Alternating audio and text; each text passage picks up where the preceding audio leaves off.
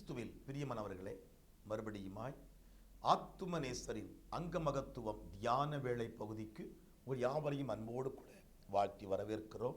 நம்முடைய நிஜம் தொலைக்காட்சியில் இந்த 40 நாட்கள், அதாவது தபசு நாட்கள் என்று சொல்லுகிற இந்த நாட்களிலும் ஆத்துமநேசருடைய ஒவ்வொரு அவயவங்களையும் குறித்து தியானிக்கிற ஆத்துமநேசரின் அங்கமகத்துவம் தியான வேளையில ஒவ்வொரு காரியங்களையும் பார்த்து கொண்டிருக்கிறோம். கடந்த நாளிலே முழங்காலை குறித்து தியானித்தோம். இன்றைக்கு ஆத்துமநேசரின் அறை என்கிற தலைப்பிலே தியானிக்க போகிறோம். அதற்கு முன்பதாக எல்லாரும் இருக்கிற இடத்துல அப்படி கண்களை மூடி ஜெபிக்கலாமா? நேசிக்கிற எங்கள் நல்ல ஆண்டவரே, கர்த்தர் நீர் எங்களுக்கு நல்லவராகவே இருக்கிறீங்கப்பா.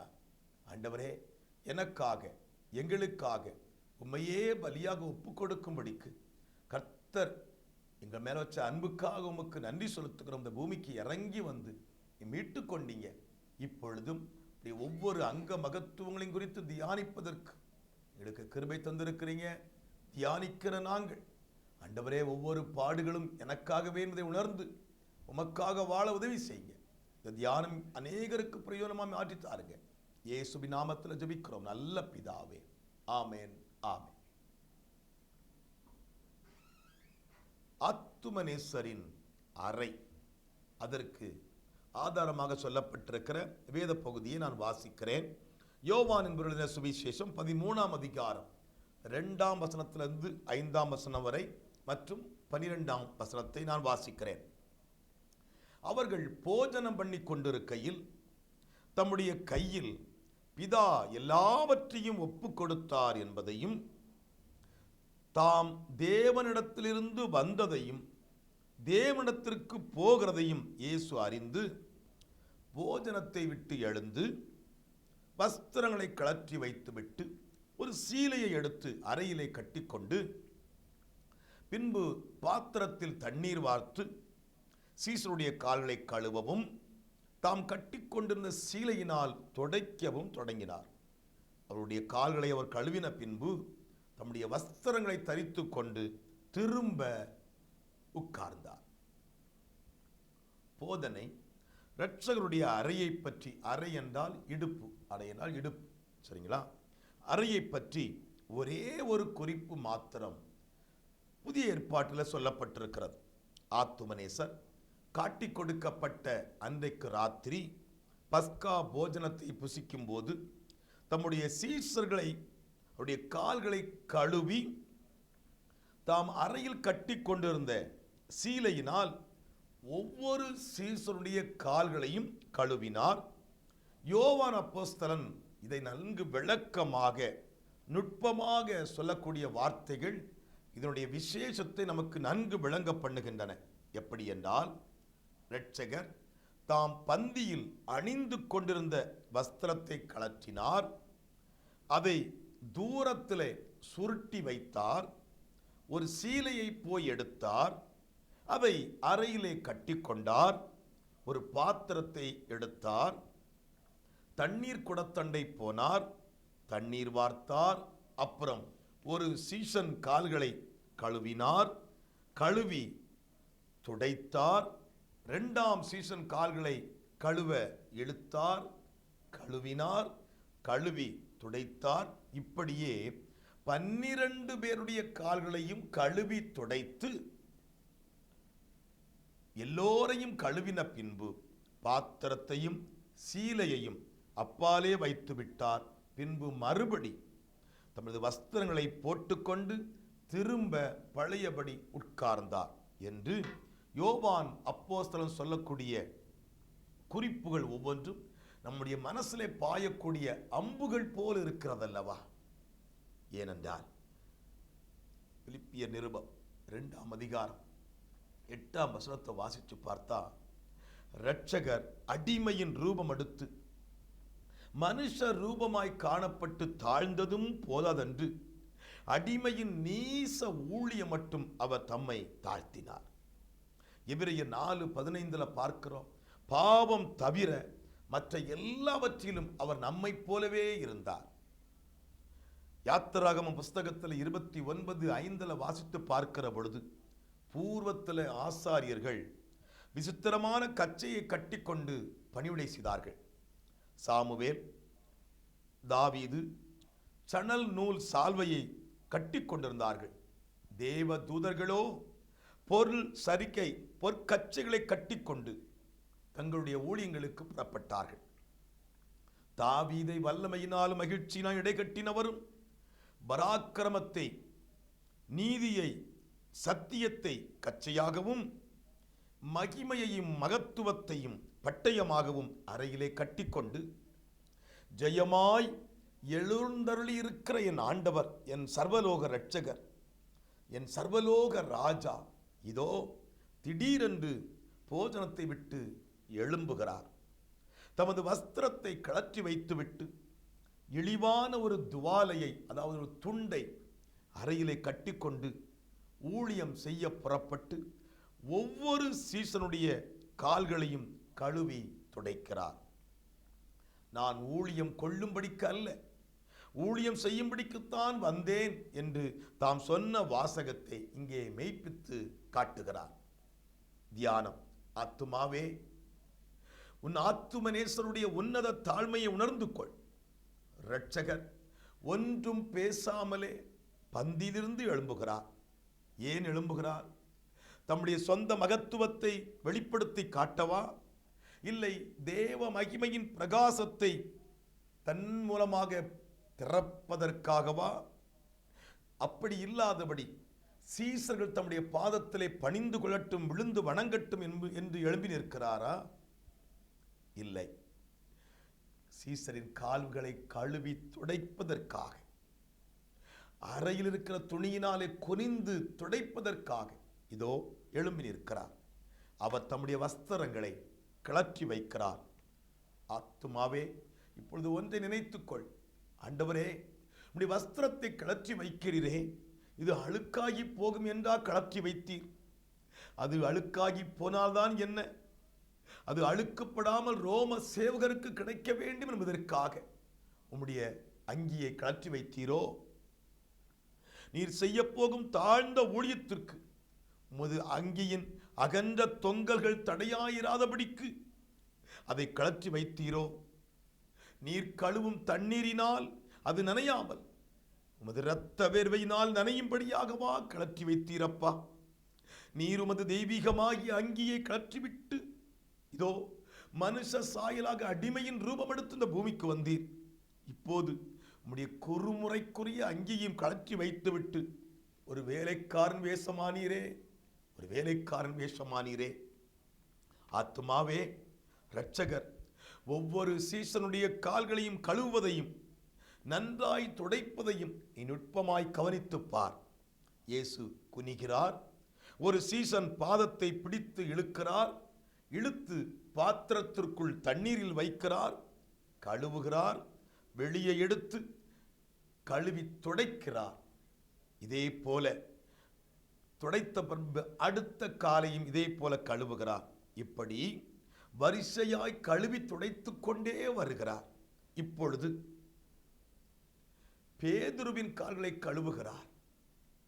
பேதுரு தன்னை மறுதலிக்க போகிறவன் என்று அறிந்திருந்த பொழுதிலும் அவனுடைய கால்களையும் கழுவுகிறார். அடுத்து யூதாசுடைய கால்களையும் கழுவுகிறார். இவன்தான் தன்னை காட்டிக் கொடுக்க போகிறவன் என்று ஆரம்பம் முதலே அறிந்திருக்கிற ஆண்டவர் அவனுடைய கால்களையும் கழுவுகிறார், அவனுடைய கால்களையும் துடைக்கிறார். ஓ, இது என்ன தாழ்மை, இது என்ன அன்பு! மனுஷ தாழ்மைக்கும் மனுஷ அன்புக்கும் அப்பாற்பட்டு காணப்படுகிறதே. மனுஷனே, ஓ ஆத்துமாவே, நீ உணர்ந்து கொள்ள வேண்டியது, என்னிடத்தில் வருகிறவனை நான் புறம்பே தள்ளுவதனை சொல்லி ஆண்டவர் சொல்லியிருக்கிறார். என்னிடத்தில் வருகிறவன் அவன் பாவியாயிருந்தாலும், அவன் ஆகாதவனாயிருந்தாலும், அவன் என்னை குற்றப்படுத்துகிறவனாயிருந்தாலும், அவன் என்னை சிலுவையில் அறைகிறவனாயிருந்தாலும் என்னிடத்தில் வருகும்போது நான் ஏற்றுக்கொள்வேன் சொல்லி கர்த்தர் சொல்லியிருக்கிறார் அல்லவா? ஓ, யூதாசுடைய கால்களையும் கழுவி துடைத்தவர் இன்றைக்கு இதை போல யார் இருந்தாலும் இதோ மனம் திரும்பி உம்மண்டை வருகிறோம் என்று சொன்னால் அவர்களையும் கழுவி துடைக்க என் ஆத்தும நேசர் இன்றைக்கும் தம்முடைய திருக்கரத்தை நீட்டி வாருங்கள் என்று அழைத்துக் கொண்டு நிற்கிறார்.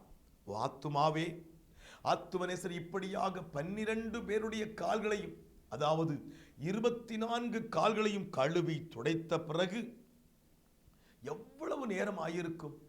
அவருக்கு முதுகு நோவு வந்திருக்குமே, இடுப்பு நிமிரவில்லையே. எல்லாவற்றையும் கழுவி துடைத்து இப்பொழுது உட்கார்ந்திருக்கிறார். ஆத்துமாவே, இதையெல்லாம் நீ உன்னுடைய மனக்கண்கள் மூலமாக பார்த்து பரவசப்படு. விசுவாச பரவசம். மரித்து போன பக்தரின் ஆவிகளே, அரசரின் ஆத்துமாக்களே, மந்திரி பிரதானிகளின் ஜீவன்களே, நீங்கள் உங்கள் ஊழியக்காரரின் பாதங்களை பிடித்து கழுவி துடைத்தது உண்டோ? சொல்லுங்கள். இல்லை, இல்லவே இல்லை. காபிரியேலே, மிகாவேலே, கேருபீன்களே, சேராபீன்களே, தேவதூதர்களே, தேவதூதர்களின் சர்வ சேனைகளே, நீங்கள் அடிக்கடி ஆண்டவருடைய கட்டளைப்படி ரட்சிப்பை சுதந்தரிக்க போகிற நிமித்தமாக ஊழியம் செய்யும்படி எங்களுடைய இந்த பூமிக்கு நீங்கள் வந்திருக்கிறீர்களே, எப்பொழுதாவது இங்கே எங்கள் பூமியிலே வந்து ஊழியங்களில் யாருடைய பாதங்களையாவது கழுவி துடைத்திருக்கிறீர்களா? இல்லை, இல்லவே இல்லை. ஆனாலும் தேவகுமாரன் இவ்வளவாய் உங்களை நேசிக்கிறார், உங்கள் நிமித்தமாக இவ்வளவாய் தம்மை தாழ்த்திக் கொள்ளுவார் என்று நாங்கள் அறியாமல் போனோம். இப்பொழுதோ அவருடைய தாழ்மையை அறிந்து கொண்டு நாங்கள் வெட்கமடைகிறோம் என்று மரித்து போன பக்தரின் ஆவிகளும், அரசரின் ஆத்துமாக்களும், மந்திரி பிரதானின் ஜீவன்களும், காபிரியேலும், மிகாவேலும், கேருபீன்களும், சேராபீன்களும், தேவ தூதர்களின் சர்வ சேனைகளும் அனைவரும் ஏகமாய் அறிக்கையிடுகிற சத்தம் நம்முடைய ஆத்துமாவில் தொனிக்கட்டும். வாசி. இதை கேட்டுக்கொண்டிருக்கிறவர்களே, நீங்கள் எப்பொழுதாவது உங்கள் ஊழியக்காரனுடைய கால்களை கழுவி துடைத்திருக்கிறீர்களா? உங்களுடைய அன்பையும் தாழ்மையும் என்றைக்காவது காட்டி இருக்கிறீர்களா? இல்லவே இல்லை, இல்லவே இல்லை. அப்படியானால் தாழ்ந்தார் அவர், நாம் உயர்ந்தோம். இது என்ன மாறுதல்! இதில் உன்னத சிநேகம் இருக்கிறது. இதனுடைய பின் ஆழங்கள் என்ன? இதை கேட்கிறவர்களே, நாமும் அவிதமாய் தாழ்மையின் ஊழியம் செய்ய அழைக்கப்படுகிறோம். ஆகையால் நம்முடைய உன்னத பெருமையை ஆத்துமனேசருடைய உன்னத தாழ்மையின் கீழ் வைப்போமாக. அவருடைய தாழ்மை நம்முடைய பெருமையை மிதிக்கட்டும், தாழ்த்தட்டும், நசுக்கட்டும். அதன் பின் நாம் உயர்ந்திருக்க கர்த்தர் கிருபை செய்வாராக. விசுவாச வணக்கம். உன்னத தாழ்மையே நமஸ்காரம், அநாதி அன்பே நமஸ்காரம். உன்னத தாழ்மையே நமஸ்காரம், அநாதி அன்பே நமஸ்காரம், நமஸ்காரம். விசுவாச கழுவுதல். நீதியை கட்டாகவும் சத்தியத்தை கச்சையாகவும் அணிந்து கொள்ளும் பரிசுத்த அறையே, உம்மை தழுவி முத்தமிடுகிறோம் அப்பா. உமது அறையிலே தொங்கும் மகிமையும் மகத்துவமாகிய பட்டயங்கள் பாவிகளாகிய எங்களை சங்காரம் செய்யாதபடிக்கு இரக்கம் செய்யும். தாவீதை வல்லமையாலும் மகிழ்ச்சியினால் இடைகட்டினவரே, பாவத்தை மேற்கொள்ளும் வல்லமையும் பாவ மன்னிப்பின் மகிழ்ச்சியையும் இது பரிசுத்த அறையிலிருந்து நாங்களும் பெற்றுக்கொள்ள எங்களுக்கும் உதவி செய்யும். ஆமேன், ஆமேன். அப்படியே ஜெபிக்கலாமா? எல்லார் கண்களை மூடி ஆண்டவர் ஒவ்வொரு அவயவங்களையும் நான் ஈடேற்றம் பெறும்படி, நான் மேன்மையை பெறும்படிக்கு எவ்வளவாய் பாடுகளுக்கு உட்படுத்தினார். அவருடைய அங்க மகத்துவம் எவ்வளவு பெருமையானது.